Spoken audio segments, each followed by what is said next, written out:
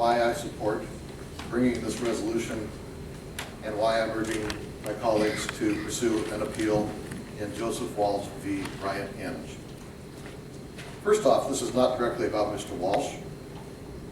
And let me be clear, while we may disagree on much of the business that we conduct here, I absolutely support his and other citizens' right to testify and express disagreement in these chambers. Secondly, this is not about decorum or hurt feelings. We all know democracy is messy. My staff take in hateful speech of all stripes every week and have a thick skin. But they also have the right to come to work in an environment free of discrimination, harassment, or retaliation of any kind. This is about the precedent of this ruling severely limiting the council's ability to exclude persons for violent, threatening, or intimidating behavior. This ruling should be chilling to everyone, including Mr. Walsh, who should be able to come here and redress their government safely. This appeal is not about limiting free speech, it's about encouraging it. We've had many violent and disruptive things happen in this building and in these chambers. In recent months, an unknown man with a knife menaced city employees near the back steps of this building. There have been telephonic death threats to multiple offices in this building that have gone unprosecuted. I have other examples, but most distressing to me was what happened on November 25th, about 6 weeks ago, in these very chambers. City business was disrupted with shouts and aggressive behavior, furniture being knocked over, and amidst all the screaming and distraction, someone planted a backpack with a beeping smoke detector in it. I don't know if this was a hoax, but I have no doubt the intention was to invoke fear.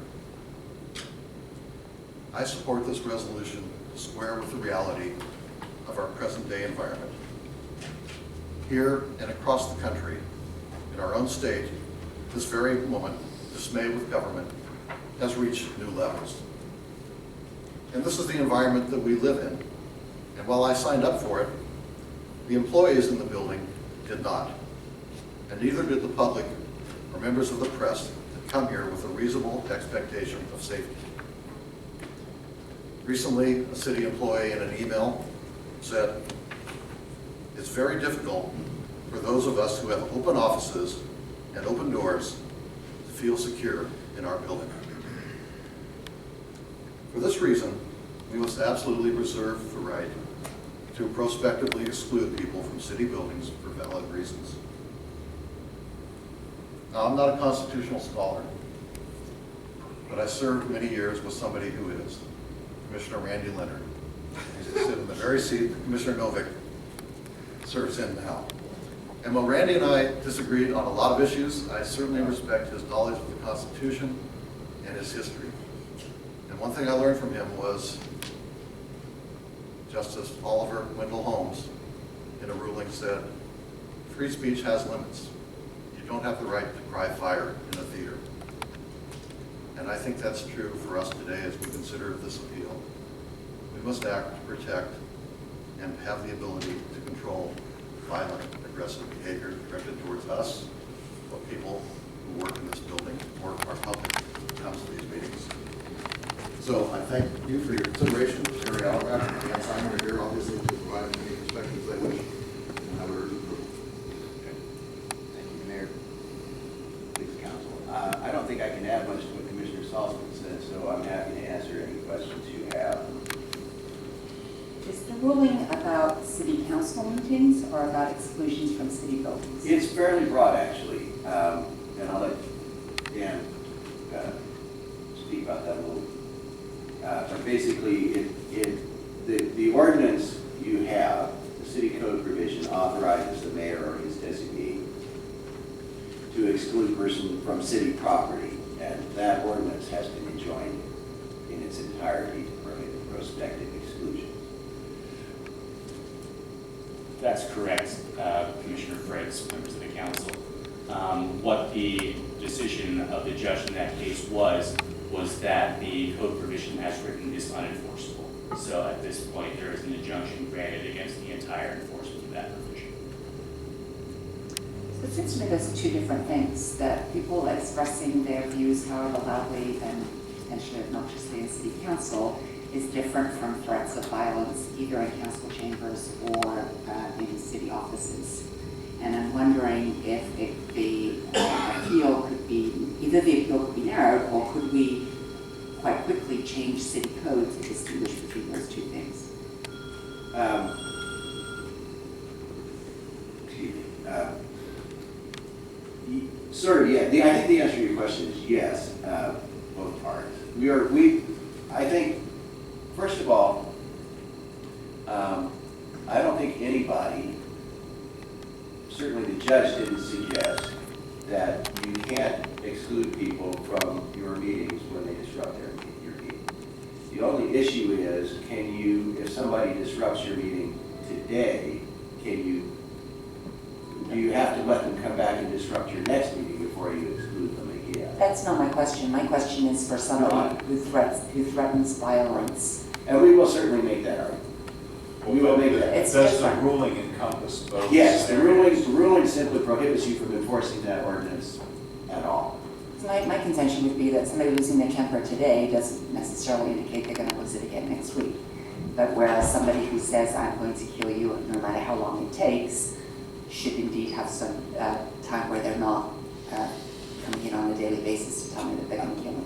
Right, and I understand that, and we will certainly make that argument. The thing I would say is that it is true that one person might simply have a bad day today, and if excluded on day one, may get the hint and conform his or her behavior the next time around. Some people, frankly, don't do that, and you wind up having to serially exclude people who come and disrupt your proceedings frequently.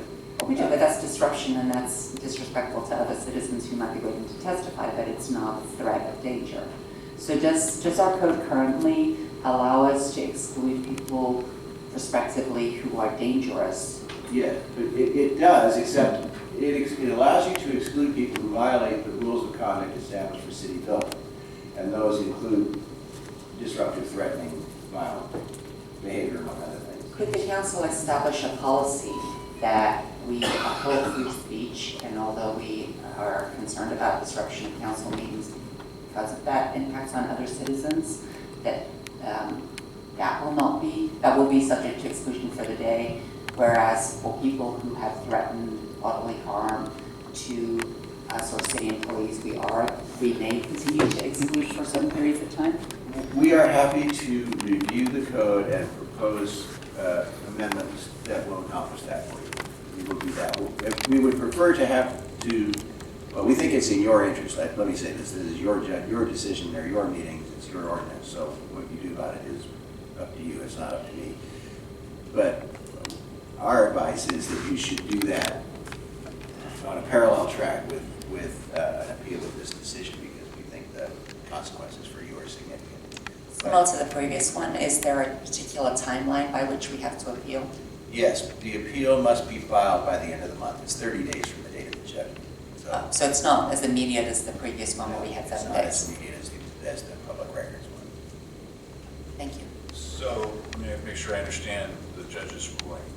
That is, under the judge's ruling, our ability to both exclude people for disruptive behavior in council chambers and to exclude people for threatening behavior are both encompassed by this decision. The judge made no distinction between those two scenarios. Well, let's ask the lawyer who argued the case. No, we did not, Mayor Ailes. Okay. Did we make that distinction? We attempted to, Commissioner Frazier. Well, let me ask you a question. If someone engages in disruptive behavior in a courtroom, what's the judge's recourse? Well, as Dan pointed out in the briefing in this case, the judge can exclude a person from the courthouse. We cited to Judge Simon a case from his own court in which another judge had upheld the exclusion of a person from the Washington County courthouse who persistently disrupted proceedings in the courthouse. that's for disruptive behavior, but to Commissioner Fritz's point, when it goes beyond just disruptive speech to conduct which is threatening, doesn't that violate other law? And we're talking about this tool of using exclusion, but if someone threatens bodily harm, don't we have laws around assault and battery and attempted harm and things, and can't they also be prosecuted? They can. And in fact, I believe there is such a prosecution arising against at least one individual out of the events that Commissioner Saltzman was referring to from November. That, whether that is, yes, they can. Harry, does this ruling, and I'm just a little unclear about the scope of this ruling, does this ruling prevent the city from issuing exclusions to people in other settings, like parks and other purposes? This ruling does not. The ruling is directed only against the provision in Title III. The ruling does not affect the park exclusion code, which is in Title I. And the consequence of this ruling is that if citizen X comes in and is disruptive and just ignores the mayor's admonition and is warned, citizen X can be excluded from the meeting, but can come back next week. That is correct. Or next day. Or the next day. We may have some disagreement about that, but yes. Depends on how you define meeting. So let's talk about the case law for a second. I asked you this question on the event yesterday. Has any court squarely addressed this question? In the sense of public meetings, prospective exclusions have not specifically been addressed that I could find. The Supreme Court of the United States has held that you can prospectively exclude people from public forums, streets and parks, for violating